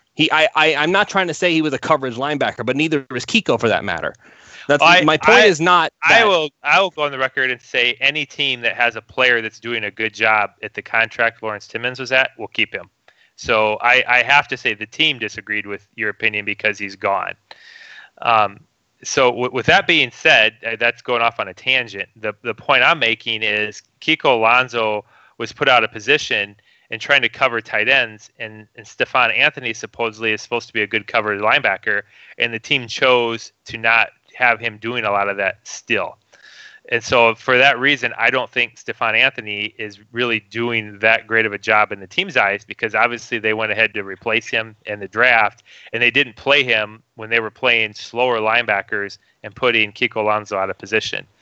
What Jerome Baker looks like to me is, I've watched the film on him, he's very fast and he does have very good coverage skills. He's not undersized. To me, I don't know when people say he's undersized, he's really not that much different in size than who is the guy from Georgia? Sorry, my mind's slipping. Everybody wanted so bad. Roquan Smith, yes. He's not a lot different in size or ability than Roquan Smith. He doesn't look near as instinctual on film to me as Roquan Smith, but from a size standpoint, he's about the same player. What are they going to do with him? What they look like to me is they're getting guys that are much faster, and are trying to match up to more of today's NFL. And so to me, what the pick screams is Kiko Alonso will be playing more run than pass this year, and Jerome Baker would be playing much more pass. Or they'll be playing TJ McDonald, who will be more capable of covering than Kiko Alonso for sure.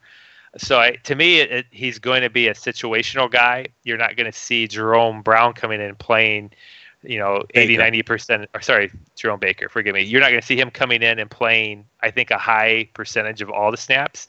But I do think you'll see him being used situationally, depending on how well he's picking up the defense. And that's my number one concern with him, is not his speed or his size, is that obviously I'm in Iowa and I'm an Iowa fan, but the Iowa game where the Iowa Hawkeyes destroyed Ohio State, they did a very good job of confusing him and having him struggle with recognition on plays. And that's going to be the challenge for Jerome Baker in the NFL is he going to be able to understand who he's supposed to be covering and where the ball's going and use his athleticism to get to the ball. And so I expect him to maybe be a little bit slower, brought along a little bit slower. Well, you're seeing Kiko Alonso and Rakeem McMillan. Even though Rakeem McMillan doesn't have the season under his belt, he was with the team for the whole year, and he was in the meeting rooms for the whole year. And I have to think Rakeem McMillan is going to come into this season with a pretty good grasp of the defense and what's going on from a scheme standpoint and complexity standpoint.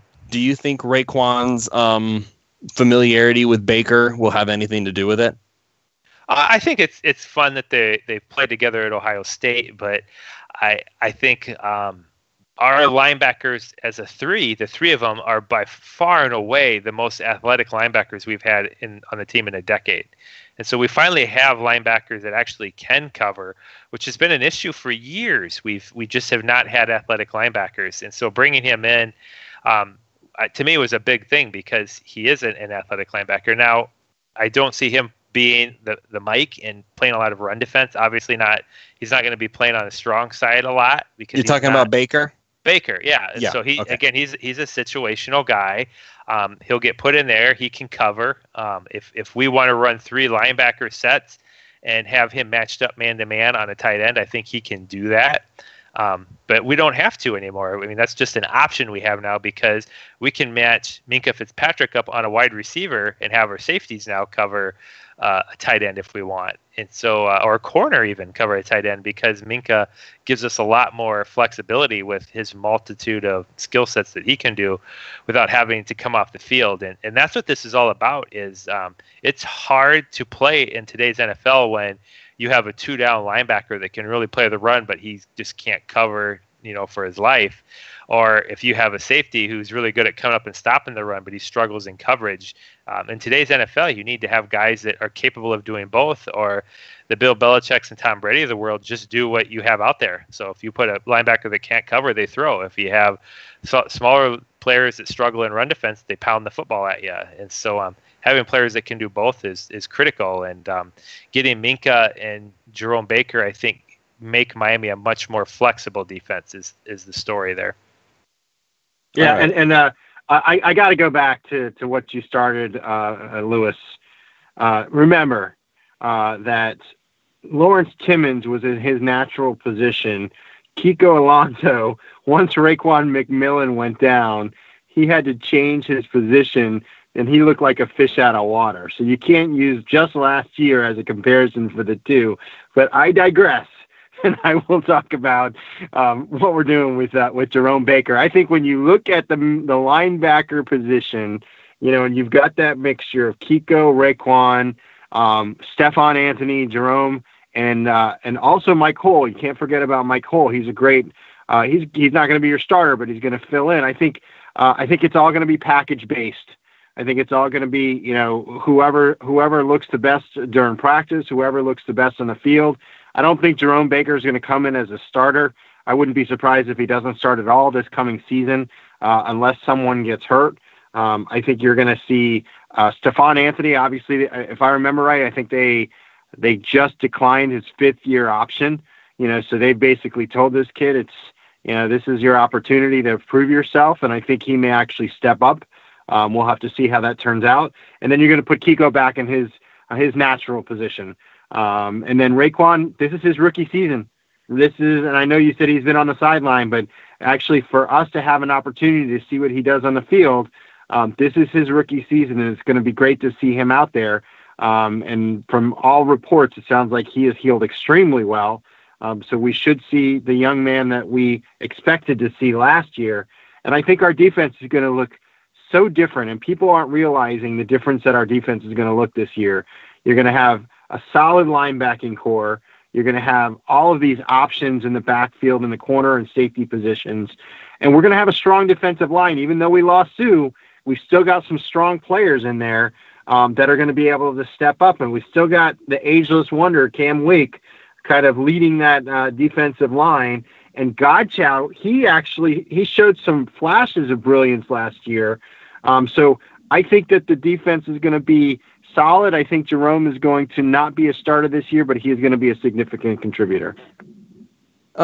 Speaking of Wake, he was actually just named the 74th best player on the top 100 players list. So congratulations to Cameron Wake for that. Cool. Not bad for 55 years old, right? Right. Yeah, exactly. Dude, he's going to be he's 36. He's going to be 36 for the next 4 years. Okay. Just forget the number. Forget it. Hey, I'll say this with to elaborate on what you're saying, Ian. The story of this year for the Dolphins is about the offense. The defense is okay, but this team as a whole is designed to score points. And so Adam Gase needs his offense together and score points. And this defense they'll be an elite defense if you can get teams to have to throw more on them, because they have a whole stable of guys that can rush the passer.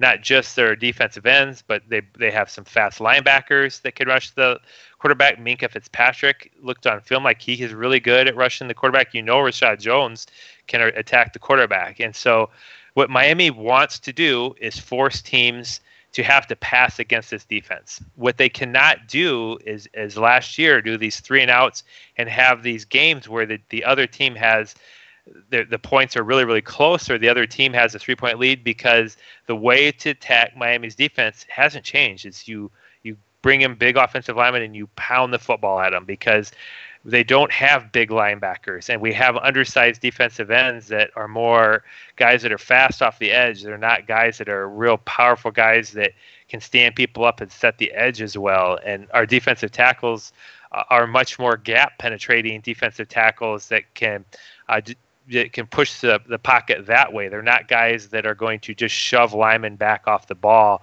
that are brute strength D tackles. And so this offense has got to put points on the board to put pressure on other teams to throw the football. And this year it's more important than ever, because whether it's sooner or later, Buffalo is going to put Josh Allen behind center, and the Jets are going to put Sam Darnold behind center. And what more could we possibly want than our offense to be putting pressure on those quarterbacks to have to throw the football against guys like Robert Quinn and Cam Wake, attacking them from the edge. And that's going to be the difference between a winning season and a losing season, is if this offense can actually pull their share this year. It really hasn't been the case for the last couple of years, is our offense needs to be up into the upper half of the league in points scored. Right. Still, speaking of more offense, how about the other 4th-round draft pick the Dolphins picked up, which is running back Kalen Ballage? And, the funniest thing is that a lot of people are actually comparing him to, I'll give you 3 guesses. Kenyon Drake? No. Daniel Thomas? Yeah. Strike two, Ian. I think you know the answer, and you're just screwing with me. Go ahead. Chad, you do it. I don't know. I don't know, Lewis. Oh, come on. Ajayi? Ajayi, ladies and gentlemen. Terrible comparison. Comparison. I watched film on him. Biology is much faster than Ajayi, I can tell you right now. It's not even a comparison. You could line them up, and Ajayi couldn't catch him all day long. Ajayi is a very quick cut. I always loved his ability to make cuts, and he ran very fierce. But Biology can flat out fly. He seems very raw to me, and so I guess the question with him will be, how well does he pick up the offense, and how do they use him? But again, Adam Gase clearly wanted a team that's fast, and having players right now on offenses, he's dramatically increased speed. You've got Shaquem Grant returning who can fly. You've got Kenny Stills who can fly. You've got Albert Wilson now who can fly. Kenyon Drake can fly, and so he has the ability to put formations in there, and we should, if our offensive line, which is always the big thing, if it can hold up and stop Ryan Tannehill from getting murdered, we have an offensive personnel that are just going to shred some of the teams that get into the middle of the season and have an injury or two at the linebacking or the defensive backfield, and so you're having to play some slower situational players. We will just be able to do some really amazing things in space, and Biology fits that. Knowing Adam Gase's history, I don't see him doing much more than maybe some special teams work and learning the offense slow, unless there's an injury, because he brought Frank Gore in, and historically Adam Gase really, really wants running backs that know what they're supposed to do in the blocking scheme. And so usually he doesn't trust rookie running backs, and I don't expect Biology to be any different this year. But anybody that scored 8 touchdowns in a game has to be pretty fun to watch. We'll see about that. I don't know. I want to believe that Caleb Biology can be something special, just like Ajayi was, because Ajayi's issue was never his talent. It was always that knee. That was the thing that made him drop in the first place. Biology didn't get as many opportunities as he would have liked in college. Now, supposedly he has power, but people have said that his vision isn't that great. And do you think that's a fair comparison with Ajayi in that sense? Because I don't think Ajayi had elite vision either. He just ran people over. I don't know if there's a scale on vision or not. Ajayi to me looked like at times he wasn't running the best choices based on the blocking scheme, but I like a running back that runs aggressive, and Ajayi had that, and so I don't like passive running backs. So I liked his running style, regardless that he wasn't a real breakaway speed guy. I know he had a few big runs the prior year, but Ajayi, you get Kenyon Drake space, he can outrun the whole defense. That's not an Ajayi type player. So I really think people are underestimating right now, because of his age, how much Adam Gase is going to use Frank Gore. Frank Gore has exceptional vision. He's obviously been around the league forever. He runs, very downhill in space, and I really feel like there's going to be a lot of situations where Adam Gase is going to feel more comfortable with Frank Gore if it's pass pro, and he's going to feel more comfortable with Frank Gore if it's these 3rd and 1, 3rd and 2 type situations, and he wants that guy that he feels really comfortable is going to know where to go and get that yak to get that yard or two. So I like to say, look, Kenyon Drake is a Ferrari, and so you want him out on the track. But if you got to drive through the mud and off-road it and get those hard sledding yards, that's when you bring in a truck like Frank Gore. And so I think those two are going to be the featured back. But I really think most people think Kenyon Drake's going to be getting 70-80% of the workload, and I think it's going to be much more 50-50 between those two. Biology also has special teams potential. That's something that we can't overlook. Which means that Drake doesn't have to be returning anymore. No, I don't like. I hated when we used Jarvis Landry as a returner, because you risk having your most important players get hurt. I get Jakeem Grant the ball every chance I can in space, and that's special teams. So hopefully Jakeem Grant has worked out to be more reliable on punt, because he makes me hold my breath that he's going to not field a punt cleanly. But once you get that ball in his hands, I call him Mighty Mouse, Jakeem Grant, because he's so little, but he runs, really strong for his size. But getting him the ball in special teams any way possible would be my prerogative. And you're absolutely right, Lewis. One thing about special teams is you can never coach speed. And these guys like Jerome Baker and Ballage, they can flat out fly. And that's very, very useful on special teams. Ian, you've been quiet.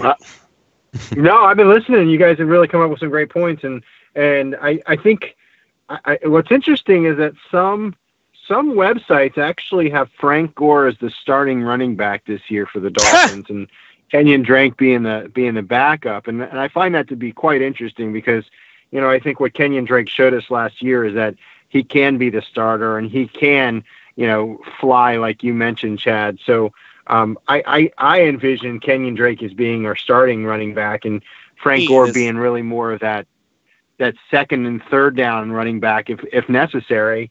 And then you've got Kalen Ballage. Again, he's quick. He can catch from the backfield. He can fill in the spot or the hole that Daniel Thomas left. Because Daniel Thomas, if it was third down and a couple. Ian, I didn't see a hole. Where was there a hole?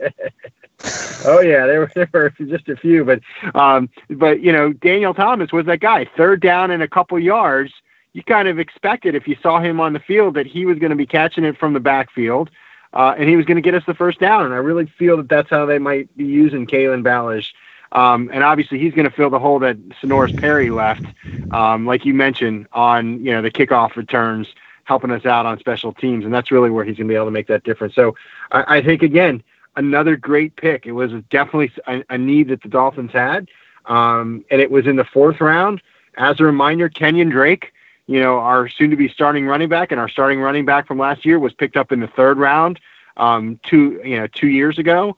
So you can pick up these gems later on, and if Ballage is able to make a difference and contribute, it goes back to my theory that if you can get a bunch of guys in your draft that are each going to contribute in some way, somehow, it's a successful draft. Oh yeah, who has the Dolphins having Frank Gore as their starter? I want to know. ESPN. I don't. That doesn't surprise me. It just Kenyon Drake puts too much pressure on the defense because he's so fast. But I was saying though, I do think there's no argument. There's no argument. Absolutely, but I am saying though, I think Frank Gore is a very safe running back to have in there if you're wanting him in pass pro. So I think he might be get more third down snaps than you might expect. And to me, it's just foolish if you have 3rd and 1s or 1st and goal and in short yardage situations. I don't like slamming Kenyon Drake into the line on those plays because you're risking getting him hurt. And I think Frank Gore is probably a better guy at contact anyway. He's a real physical, heavy built running back. And I would rather definitely not Arian Foster.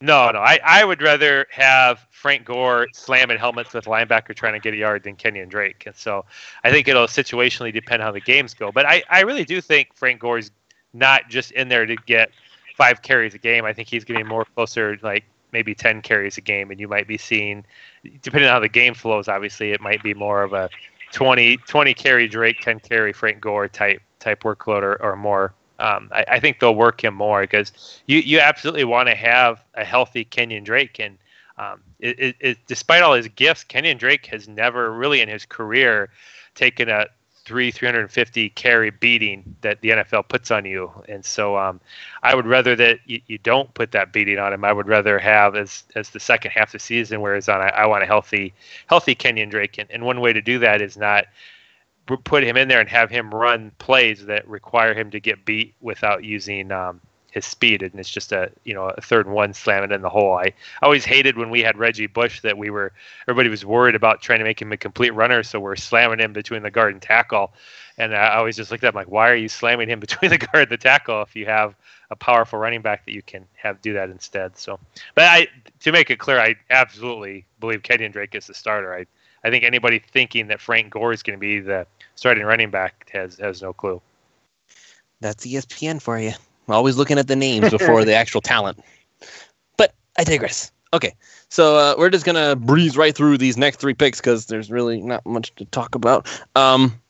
We had no 5th-round pick, so we're going to go straight to all the way to the bottom of the 6th round, where the Dolphins picked Cornell Armstrong, a cornerback out of Southern Miss.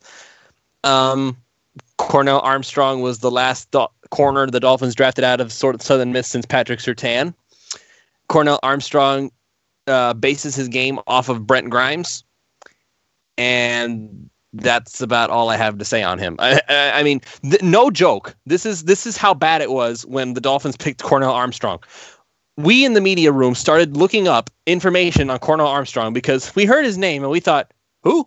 And then we started looking it up, and the internet said, who? For real. It started to feel like that this guy did not actually exist. We did finally find a little bit of information on him, but Cornell Armstrong is still a very, very, very strange pick for me, simply because I don't know anything about him, and not even NFL.com has a draft profile on him, so that just goes to show how unlikely that pick was. Maybe he does have something there. Brent Grimes, I think didn't Brent Grimes go undrafted, if I'm not mistaken? So maybe, I don't know, maybe there's something there. I just go ahead, Ian. I was just going to say, you were talking about how fast Kalen Ballers flies, right, from Arizona State. Right. He ran the 446 speed was his clocked speed when he was at the combine. Cornell Armstrong, 445. So he was so he's fast. 100th. He was 100th of a second. So, I mean, really, when you're starting to look in the 6th and 7th rounds, you're looking for guys that are going to be able to do something special for you. You know, a lot of times 6th and 7th round guys don't tend to see the field too frequently unless you find something special. You know, this guy can play both outside and the nickel from what I've read. And also he can play special teams as well. And he's a quick guy that he'd be able to do that. So, you know, he might just be a special teams player, but let's be honest, we need good and fast special teams players. That's true. Can't deny that for a second. Yeah, I agree. He's gonna be pushed to make the team, maybe a practice squatter. I can only assume that Darren Rizzi had a lot to do with his being selected. At that point, it becomes the Rizzi show. Oh, maybe. I see. They picked up a free agent, Jalen Davis, as well. I think it's going to be him versus Jalen Davis, maybe for a practice squad spot, or maybe they'll both make practice squad. But this is a difficult defensive backfield to break into because Minkah Fitzpatrick changes a lot. Minkah Fitzpatrick's perfectly capable of playing the slot corner that Bobby McCain plays, and so what somebody like Minkah Fitzpatrick allows you to do is maybe keep one less defensive back and keep one extra offensive lineman or one extra defensive lineman or wherever that spot is. You're always looking for maybe a guy you want to fit on the roster, and Minkah allows you to maybe keep one less corner because he can play corner. Whether or not they'll do that, I don't know. But, you know, right now you're looking at, obviously, Xavier Howard's, I would say, quote unquote, our number one corner, and Tankersley and Tony Lippett will be playing for the 2 and the 3 corners out on the boundary. Walt Aikens can play corner on the boundary if needed. So, yeah, obviously Bobby McCain's got your slot, and we've got some player returning from last year. So these guys that are at the end of this draft that are corners are they've got a steep hill to overcome to try to make the team. I think, you know, obviously if you're performing really well on special teams, that will help your case, but I don't see any easy roster spots for him coming into the preseason anyway. Yeah, just to make it really brief, I don't expect much out of either Jalen Davis or Cornell Armstrong. I will also say that in theory, you make a good point, Chad, about Minkah Fitzpatrick allowing for them to take on one less cornerback. But given the history of the Miami Dolphins, and they have this bad tendency to have their corners get hurt, I would much rather they did not decide to just count on Fitzpatrick to take over that roster spot. I'd still rather they have the normal amount of corners, just because something tells me somebody's going to get a whooping.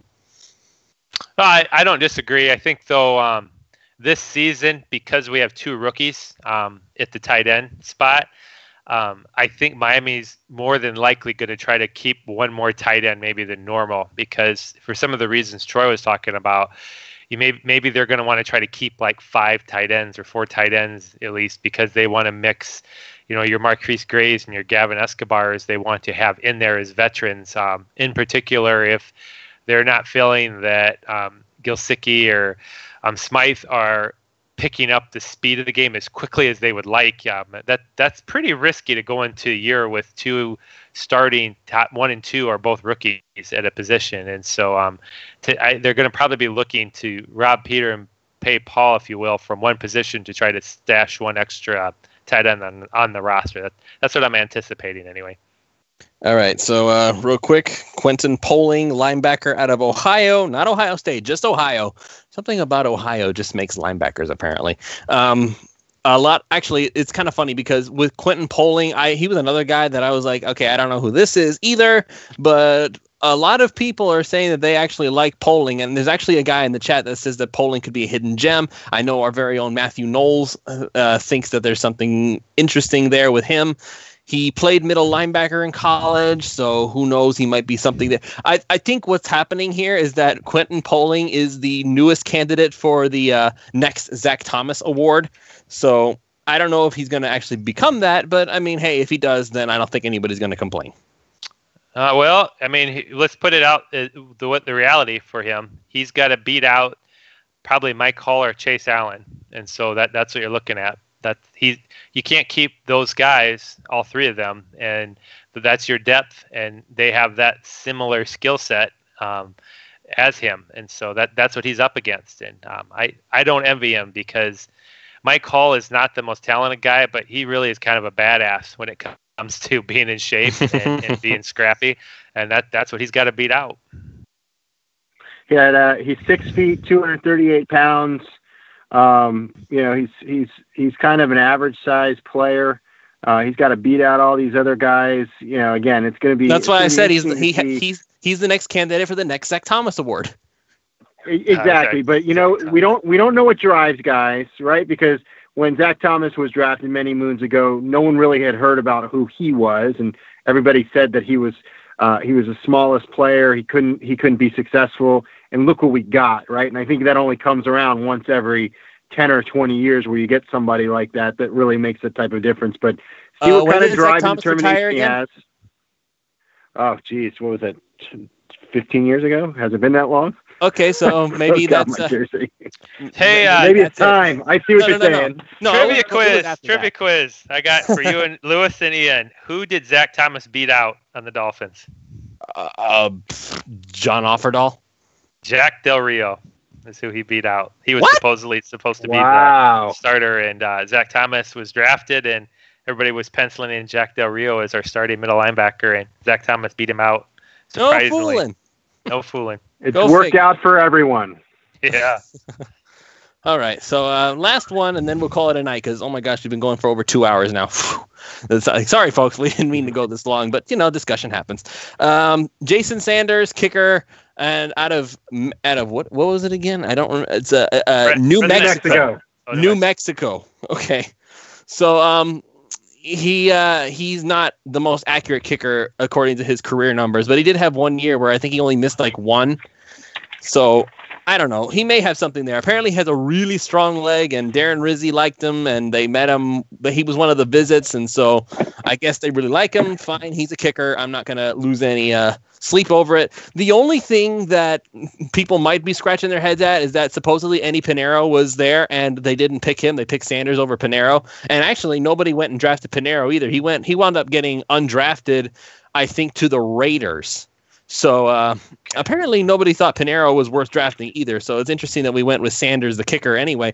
And from what I've heard is that people have told me that Pinero seems off somehow. Like, supposedly he has like 3 different stories for how he got to where he is today, and it doesn't really wash. So I don't know. Maybe that had something to do with it. Kickers are like a box of chocolates, Lewis. You really never know what you're going to get. I'll say it's so go ahead, weird, Ian. Go ahead. Go ahead, Ian. Yeah. I was just going to say, I know we just picked up an undrafted free agent to compete with Jason, and when you're talking about the 229th pick, I mean, if Jason comes out to be our next Orlando Mare, it's going to be one of the best picks we've had at the 7 pick in a long time. And if he doesn't make it past the preseason, we're gonna put whoever's the best kicker out there. Coach Rizzi, we've got a lot of faith in Coach Rizzi because he's done terrific things with our special teams, and he saw something in this kid that he liked. And I know he was the reason that we picked him up in the 7th round. So we'll just have to see what he does. I'll make a couple points. One is this is absolutely the special teams Izzy's. This is his pick, and that's even been stated that Adam Gase didn't pick the guys, and neither did I don't think Tannenbaum or Greer really did either. This was he's very, very hands-on, and these were the kickers he wanted. I think I don't think it's his job that's being handed to him. I think Greg Joseph, that kicker from FAU, is going to get just as much of an equal opportunity to win this job. Oh yeah, in training camp they always alternate days. Well, they do, but I'm just saying I can't say that one's a favorite over the other right now. I know he's probably a little bit better because he's drafted as a 7th, but I don't think that's given him much leverage over Greg Joseph. And so I like that. I like that they put the pressure on those kickers because you need kickers that handle pressure. And if you're going to have rookies competing, you want to put them in pressure situations every single day and see if they can make kicks in pressure situations. And the reason both these guys are there right now and they're getting to compete for the job is they both have the ability to kick the ball into the back of the end zone. And that's why Andrew Franks didn't keep the job last year, is they wanted a kicker that could kick the ball through the end zone on kickoffs, and that's what these guys are here for. That's obviously something that the Dolphins value a lot, but I'm a little nervous because the way the extra points are these days, that's an important thing, and you look at a veteran, and personally I would feel a little bit better to have maybe Andrew Frank here because he was pretty successful being able to hit that range of kickoffs. I know he doesn't have the strongest leg, but a kicker that misses critical kicks makes a difference in 3 or 4 wins a season a lot of times. So let's just hope that they know what they're doing.